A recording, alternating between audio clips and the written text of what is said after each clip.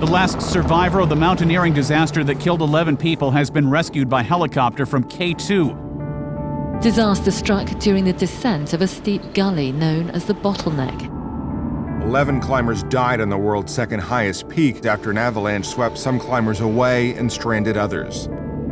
It's a notoriously difficult ascent, and now the mountain has claimed more lives in one devastating expedition than ever before in its history. The sun was shining, it was brilliant, still on the summit. But what happened on the way back, I still can't believe. You couldn't have asked for a better day in a million years. And only on K2 does a perfect summit day become a deadly day. You're leaving a battleground. You're losing a war. We were all withering away. We were all slowly dying.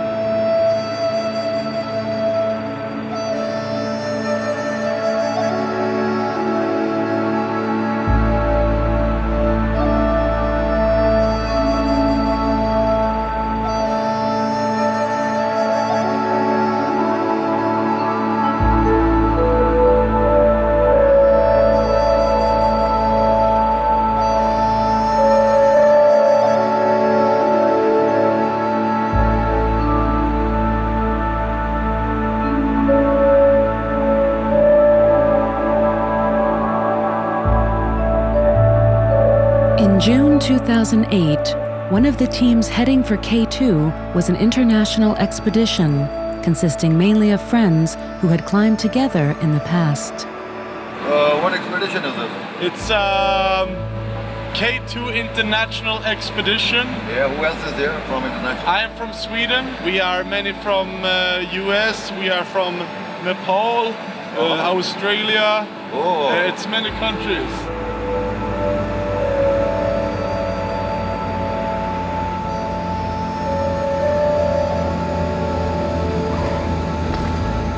The journey to K2 stretches from Skardu Airport in Pakistan onto the Karakoram Highway, the highest international paved road in the world.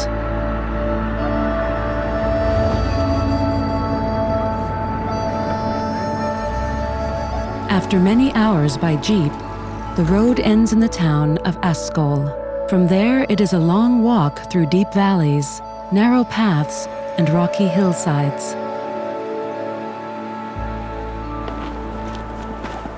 After 8 days of treacherous terrain, at the far northern end of Pakistan, close to the Chinese border, surrounded by some of the highest peaks in the world, lies K2.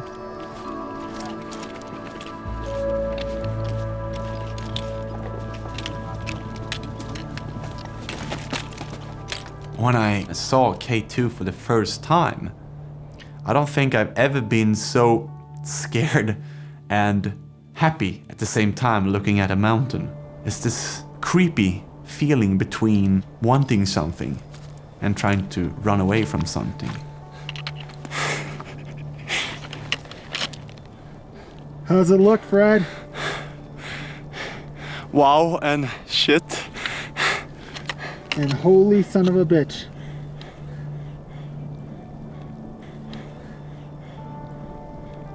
It's such an imposing mountain. K2 always reminds me of a child's drawing of a mountain, just harsh and very pointy. It's imposing. It is really imposing and very, it was serene, but also very filled with fear. Actually, I mean, there was fear. It was real fear.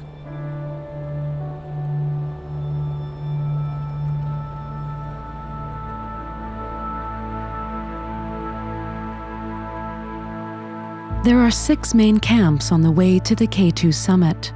When ascending the mountain, every climber has to acclimatize to the different altitudes due to the lower level of oxygen. The final push to the summit usually starts from Camp 4, leading through a technically difficult and notorious passage known as the bottleneck. From there, it is a 350-meter climb leading up to the summit.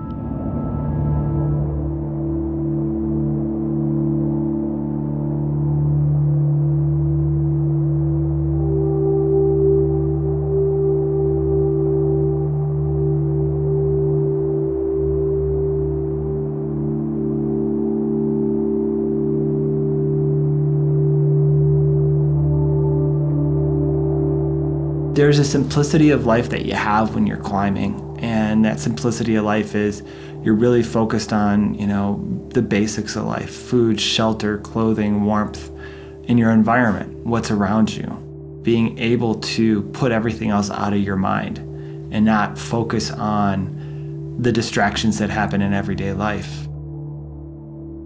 And you're also focused on other people and your team members, because you really are trusting your life in other people's hands with every step you take.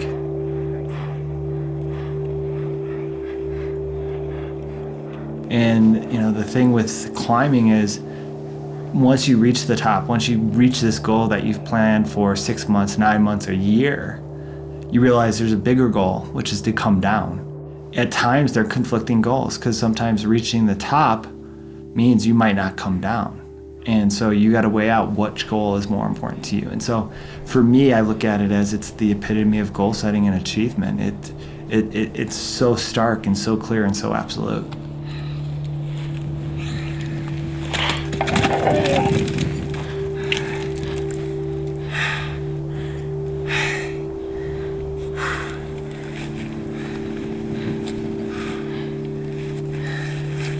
Ropes are pretty twisted, huh? Yeah. I guess the reason why I climb is to explore a deeper sense of self. Embarking on any kind of climb tests me in so many different ways that I come away from the experience every time a changed individual. I'm tested physically, for sure. I'm tested mentally. And I'm also serving as a physician on the team. I'm tested professionally as well, taking care of members of our team or other teams. I guess it's that challenge of trying to dig deep within yourself, discover the best and the worst in you, and see how you come out of it. How you feel? Tired. Yeah. Really tired.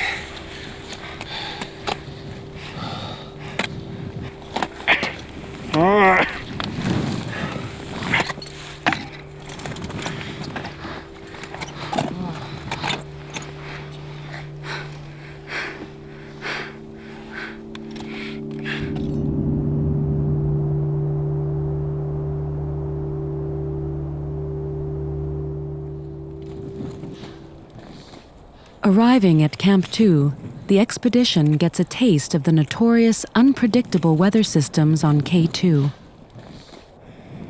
Weather's bad. We're going down from Camp 2 to base camp. There's not much we can do, and it's gonna deteriorate even worse. Wind's gonna pick up, so we wanna get the heck out of here before something really nasty happens.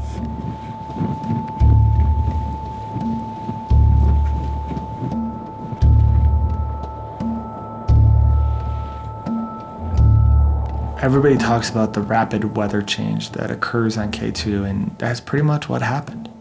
Weather could change on a dime.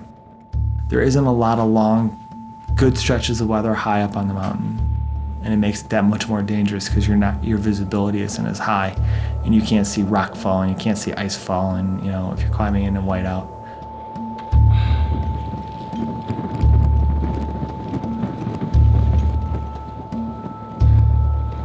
I think that the weather patterns on K2 has its own will.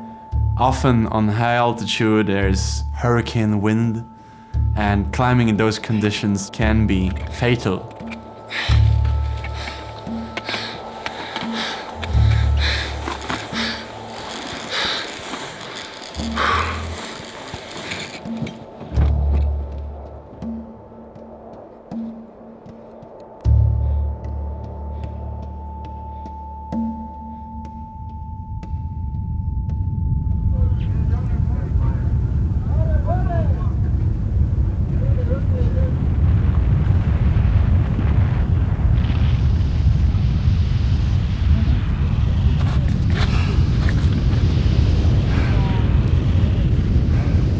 I remember one avalanche that came down. It started in the morning. It sounded like somebody was blasting dynamite, like 50, right outside the tent. It felt like the ground shook. And so we all ran outside and we looked up. Jesus Christ. That was a little more substantial. Yeah, that whole piece that was hanging down there. Yeah, Dave. it's gone. It's really dangerous. There's no safe way to get up through here. It made everything very, very poignant and very clear of what you needed to be aware of and being very concise about where you went up. If you were up there about their Camp 2, you could easily get blown off. Or it could trigger something. Yeah, it could trigger something on the other side. Seeing that awesome power makes you think about other possibilities, how vulnerable you really are. The other side.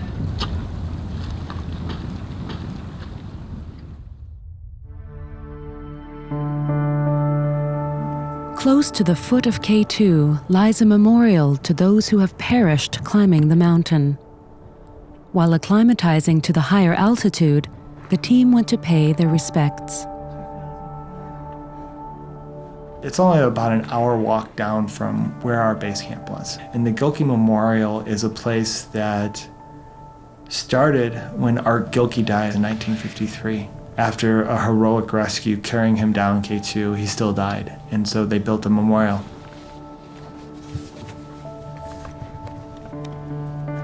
Since then, lots of other memorials have been placed at this site, and it's a very somber environment when you go and visit this memorial. You're struck with how much loss has occurred in the quest to get to the top of this mountain. Slovenian. You read all these plates about people who've perished, who died on the mountain. You can read died on ascent, died on descent, died on descent, died on descent. People fall down hundreds of meters and their bodies are just scattered. On K2, you don't find dead bodies. You find parts of bodies. You think really that's a leg? Yes. Sorry? It's a You're leg standing right close to a leg. Yeah. More down there. Sorry? There's more body parts down there. Looks like it. I can't really tell.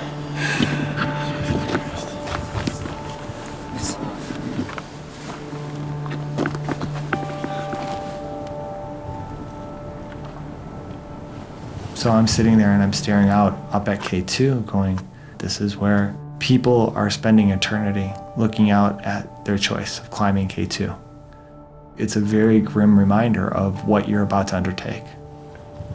I actually ended up sitting down and just allowing myself to cry. And Eric and Fred were there with me. And I think that's where our bond really started to grow strong from the first point.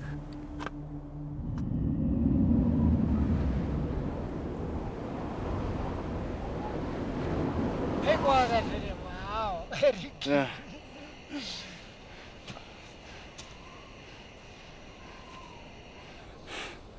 We've just arrived Camp 3, 7,400 meters.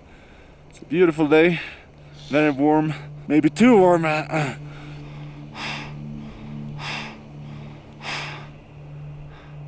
As we were pushing up to Camp 3, we were very aware of the atmosphere and how there was so much less oxygen. It took so much more work to take every step. You quickly get short of breath and lightheaded. You can't deny that there's huge danger up there. Just historically, what that mountain has dealt over the years, you know that it's going to force you to dig down really deep. It's going to test you in every possible way.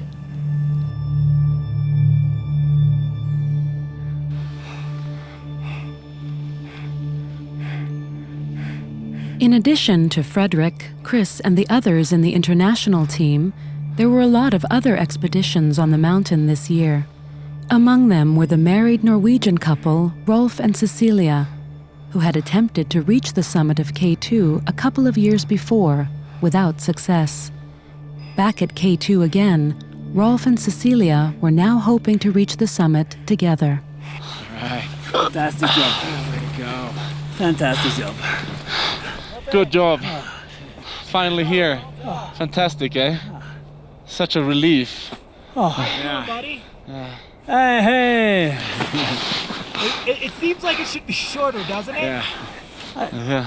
When I was halfway, I thought, probably soon there. Yeah. Just around Just around the corner. Just around the corner.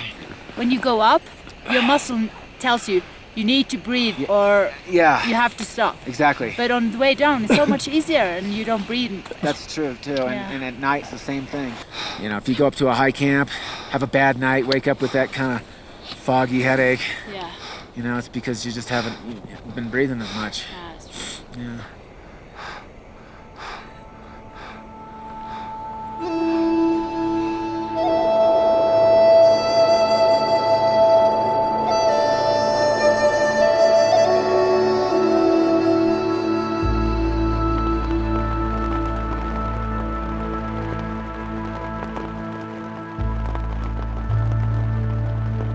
After having spent months on the mountain due to bad weather, some expeditions started to feel that time was running out.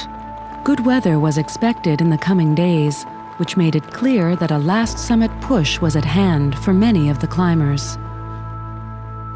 We got together collectively, the various teams on the mountain, to talk about how we might work together on the summit push. This mostly had to do with dividing up fixed rope and fixing gear, ice crews, how we were going to all distribute this and put up the route above Camp 4. We take 400 meters. We are still up. Okay. Then the Italians got 200 meters, very strong, very reliable, for the traverse. We had a good atmosphere all together, so we were really, really motivated to work together and just to finish this mountain, coming back in the base camp and then have a really nice party. We got 400 meters, lightweight and very strong.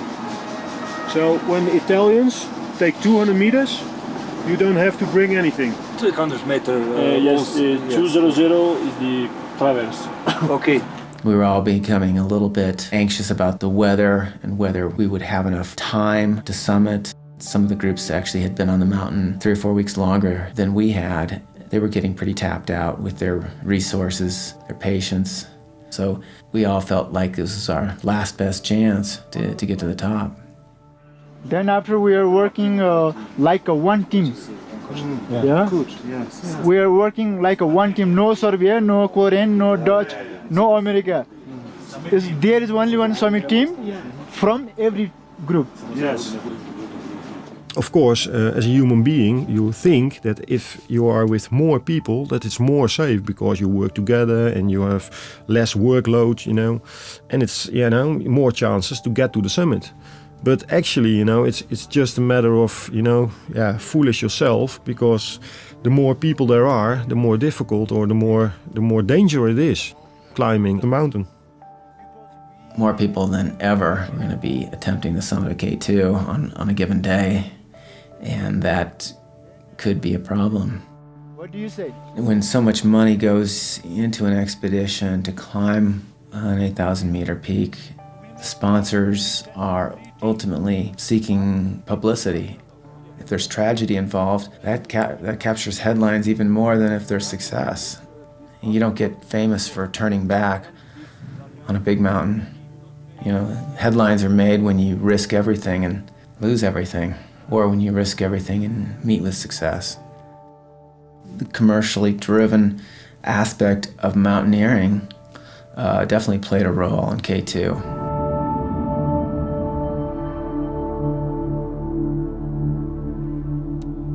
We arrived at Camp 4, something like 7-7, 7-8, something like that. And tomorrow's gonna be a very tough day. The bottleneck looks scary. Shit. Okay.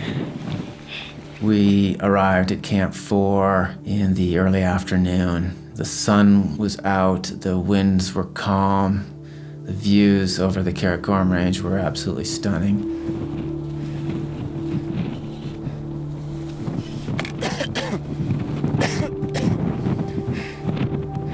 How you feel, Mr. Kim? Yeah. You good? Yeah, good. Yeah? Tomorrow, push for top. How you feel? I feel great. Yeah? Much better than I expected. How do you feel, Marco? Ciao. Good? Yes. Yeah? His position, flag. Yes? For tomorrow. For very good. Very good. Finish. Yeah. There was just this amazing feeling of anticipation and elation at having reached Camp 4. I think we all felt that we were so fortunate to be in such an amazingly beautiful place, in such an incredible austere environment at that time. In order to reach the summit, you have to pass a narrow couloir overhung by seracs called the bottleneck. Due to the high altitude, the risk of falling ice and the steepness, this stretch is a very dangerous part of the expedition. The bottleneck is located only 350 meters below the summit.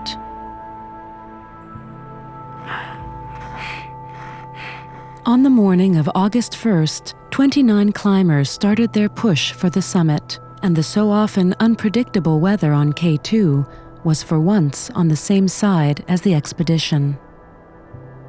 You couldn't have asked for a better day in a million years. It was perfect. There was no wind. The sun was out, bright, shining. You know, you would dream of having this summit day. But because it was so perfect, I think people stopped questioning themselves. The group decision-making applied more so than ever before.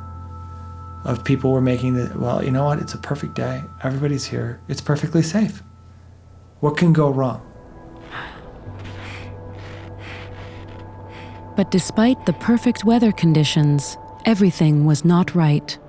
The first group of climbers had left 3 hours after schedule. They had spent valuable time looking for missing equipment. It was now clear that none of the teams would be able to climb down before dark. We are on 7,900 meters, something like that. And this is one of my more disappointing days I had for a very long time. Total miscommunication when it comes to gear and who should bring it. We're short of rope, we're short of gear, and we are way back in time. We are really late. I don't know what we're gonna do. All these things added together made it fairly obvious for us that things can go wrong and we don't want to be part of this. Pretty disappointing coordination we thought was there. Not there at all. There's not words to convey how crushed we were. You put so much effort into the climb up to that point. You've got so much invested. To be at a point where you have to turn the switch off and go down is such a difficult moment. I had left a little bit before Eric and Fred, and so I had seen them turn around. And I'm looking at this group of people who are just, you know, they're not moving fast. It just doesn't feel like anybody's moving fast. It's just not working. The time doesn't look right. And I'm looking up and I'm saying, we're not going to get back down through the bottleneck by dark. And I don't think that's safe. I think we need to turn around. I'm looking up, I'm like, it's just not looking right.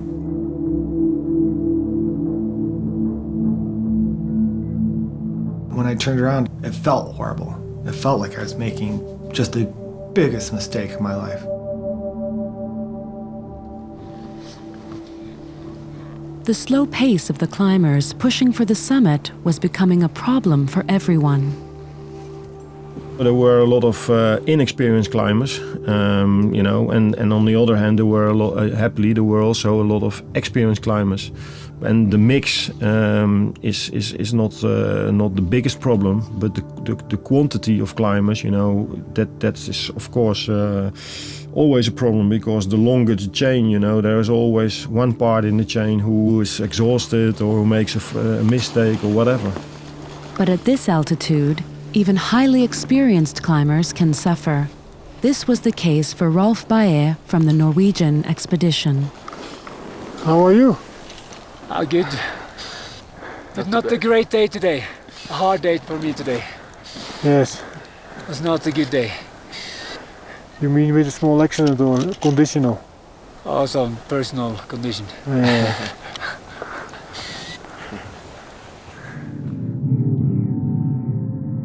Down in Camp 4, Fredrik and Eric suddenly heard a horrific sound coming from the climbers ahead. What's happening? What do you see? Right in the bottleneck? The bottom? On the left, right? Where? On the top left?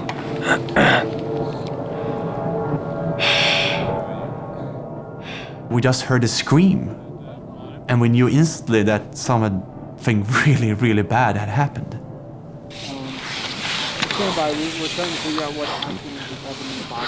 We're trying to figure out what's just happened in the bottleneck here. We're to a stage here where, over 8,000 meters there at the bottleneck. And it doesn't take for much to go wrong to be catastrophic.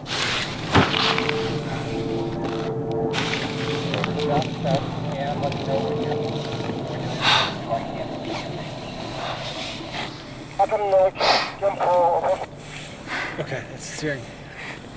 Yeah, steering, this is Eric, Camp 4. Do you know if there has been an accident? Over. And here, and one out for certain guys, he's still down. But we see the down and he's move over. Is he in the rock? We got a radio call from the bottleneck that there was a person had been falling at the fixed ropes while trying to go around and pass another member. It was Serbian climber, Dren. He unclipped from the rope and passed Cecilia from Norway at the bottleneck and somehow slipped. He was just tumbling down longer than 200 meters. I see up there, down. Yeah. The rock.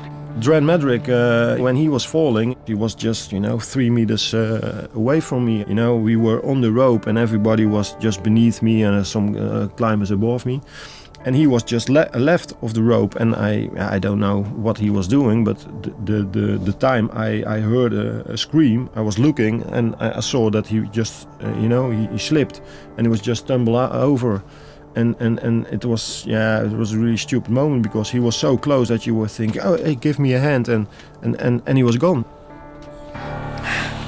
Yeah, we can see a lone figure down in the rocks at the bottleneck. He's moving. He is moving over. Dren was still moving, and he probably was still alive. In traverse? Yeah. The top traverse? Yeah, Pemba is furthest to the left. Steering is down. So Fred and I made the decision to climb up and see if we could help Dren back down to Camp 4 safely.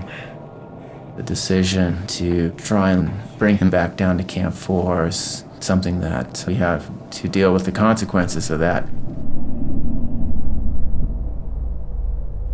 Coming up to that spot, I see Iso from Serbia is dragging a person that is partially wrapped up. And then I understand that, okay, it's too late. Dren's body was wrapped in a red plastic cover. 4 other climbers were gathered around him, getting ready to bring him down. So I get up there and they urge to bring him down to base camp, and I say that, hey, that's impossible. We can bring him down to Camp 4 if everyone's in for it and give him a worthy burial there, instead of just leaving him on the hillside like this. And that's what we start to organize to do. So put this much faster. We enlarge those. With that rope there, no problem. And we auto here. Okay. The Serbians and Fredrik started to bring the body down. Fredrik put the camera in his pocket, but forgot to turn it off. Let's see. And so we are on 2 fronts, 2 here and 2 here. And the body's down here. And we're lowering him down. It's fairly steep here. Guys, if you do fall, you release, okay? It's our lives too, okay? Yeah. Remember. Okay, slowly. I just feel a huge load on my back. Stop! Stop! Stop! The Pakistani high altitude porter is falling into my back. And then he grabs the rope around my legs. And I can feel his entire tension of his body on my legs, plus the body from the Serbian dead climber. And some of the Serbians now on the left side is also losing their tension on the rope, which means that a lot of weight is put onto my legs, and I'm screaming out, "Release the rope! Release the rope! Release the rope!" And then he just loses the grip of the rope and start falling down. Stop! Body! Jesus Christ! Stop! Stop!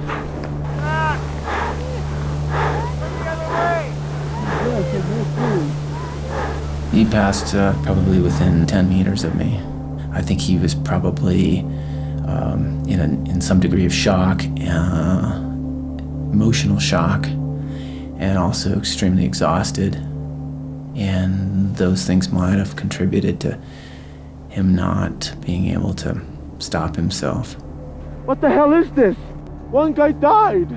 I came up here to help you guys. Get down. Get down. Oh, let's go down. Pakistani guys. The guy had no energy.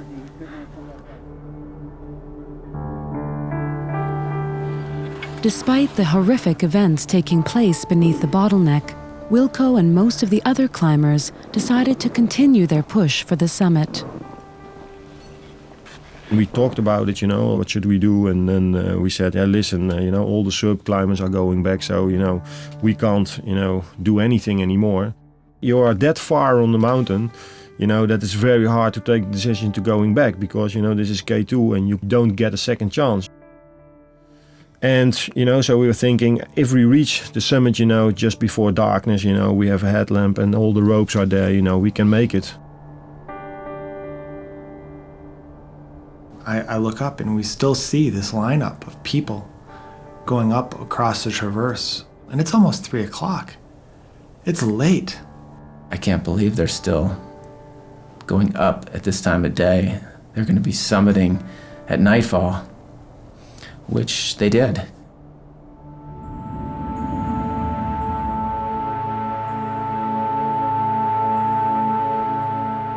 At 6 p.m., Wilco and the other climbers finally reached the summit. It was so nice to be there, and with that weather, And we were so satisfied. We were dancing on the summit, and I was, filming and asking Gerard, "Hey, Ger, where are we?" "We are on the summit of K2. So, it was, and the light was so brilliant. I've never seen that in my life. It was really unbelievable. And then, this curve of the earth, and I don't know how to describe it. It was brilliant. Maarten, we staan op de top van de K2! Yeah! Gerald, Kas, Temba en ikzelf. Over. Om 6 uur plaatselijke tijd. Over. There was no sign at all that it would go wrong on the way back, So in our imagination, it was just a matter of 4 or 5 hours, 6 hours, going down. But Wilco and a number of other climbers didn't make it down to Camp 4 that night.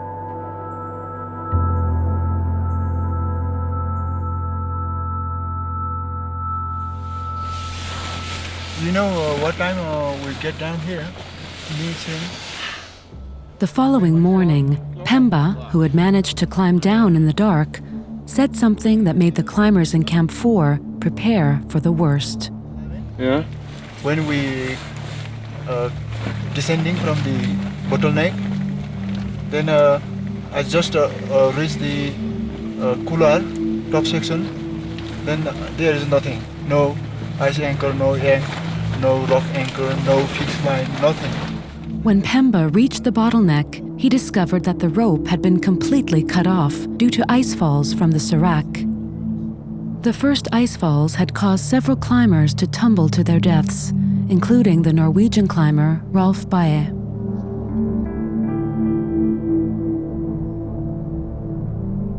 The missing rope made the climb down to Camp 4 extremely difficult and dangerous. A number of climbers were now stranded close to the summit.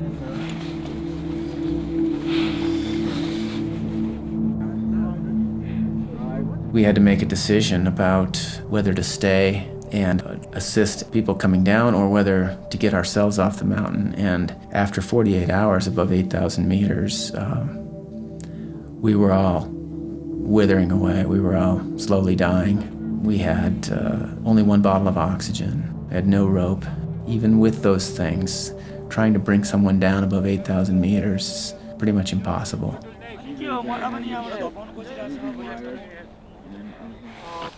Still a lot of people is missing up the mountain, and we are in Camp 4 at 8,000 meters. We're tired, exhausted. We have to get down. There's not much we can do. This is not a guided tour. If there were one person up there that we could go up and 4-5 people will do the rescue. And half a dozen people go up and get down. We cannot do that with 9 people. It's the reality of the situation. We can care for people down here as needed, but we cannot physically butt people off this mountain. Yeah, we've been 2 nights here already. Spending a 3rd night. I'm not sure if I can get down without oxygen, you know? We just realized that we don't have the manpower, we don't have the strength to go up there and risk our lives. The thing you can do now is to bring down the people who has survived and get everyone safely back to base camp. I mean, this theme of death on K2 is unfortunately recurring here. Death during descent. This mountain is notorious for this same scenario, unfortunately.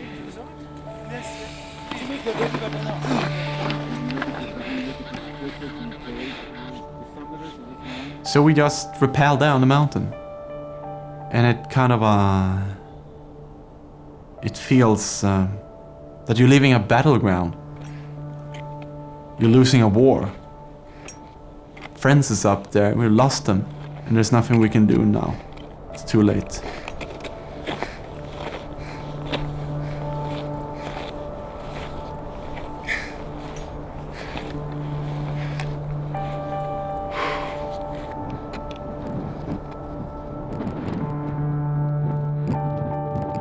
Using their last remaining strength, the climbers from Camp 4 headed down to base camp.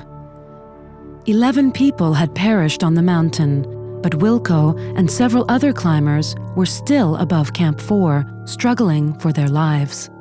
I got a little bit in panic because I started to get, snow blindness, so I couldn't see clearly anymore.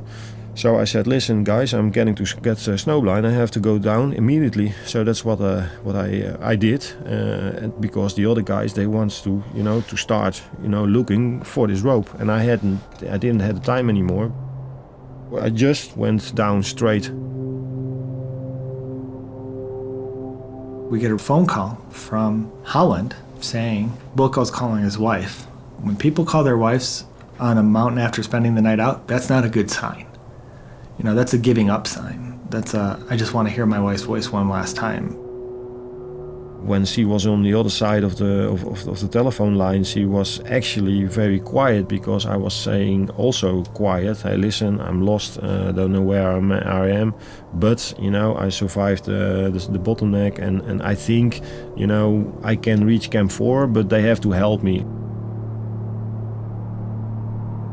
But time was running out, and Wilco, separated from the rest of the climbers on the mountain, had to prepare for a second night outside at 8,000 meters. It was the worst night of my life. I was in a bad shape, in a terrible situation, and I knew that I was fighting against the wind, because this little bit wind was, that was making it so cold.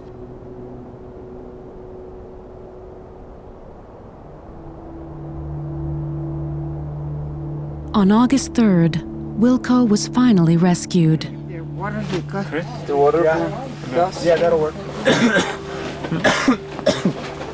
Several days after setting out to reach the summit, Wilco and his team member Kaz were brought to the tent at base camp, severely frostbitten.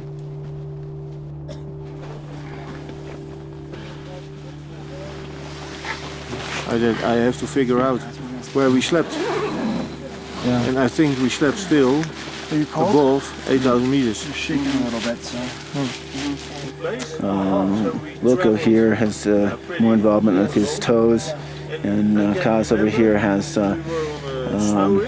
deep frostbite injury of his hands, a little worse than on the left than the right. And we're looking at helicopter evacuation sometime tomorrow morning, and hopefully we'll keep all their digits. I remember Wilco asking about the fate of the others up on the mountain. This was a moment where he was realizing just how poorly the experience had gone for many of the others that had summited. We had to tell him that 11 people were known to be dead. Some of the Koreans got back from Camp 4 today. There were many victims there. Huh? Many victims already there. 11. 11 people. Mr. Park, Mr. Wong. But he's missed, or?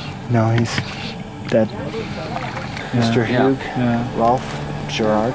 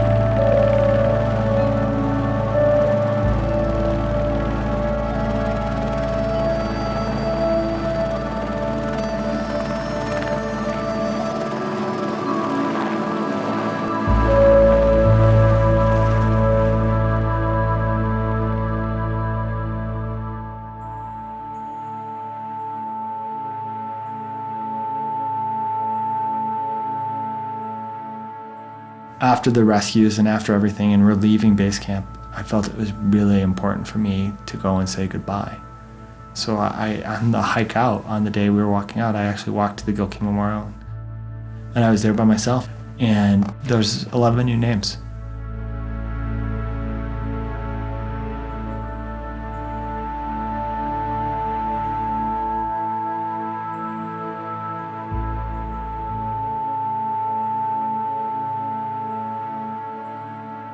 I remember talking with Cecilia after all this happened and the summit attempt, and after Rolf was killed, and she told me that that day they arrived at Camp 4 together. He said to her that this has to be the most beautiful moment of my life. I think in a nutshell, I think we all felt that it was a moment to be remembered for sure. When I first went, there were plaques that represented people. Now there were people, and all that was left was plaques. And that was the thing that I really had to come to grips with.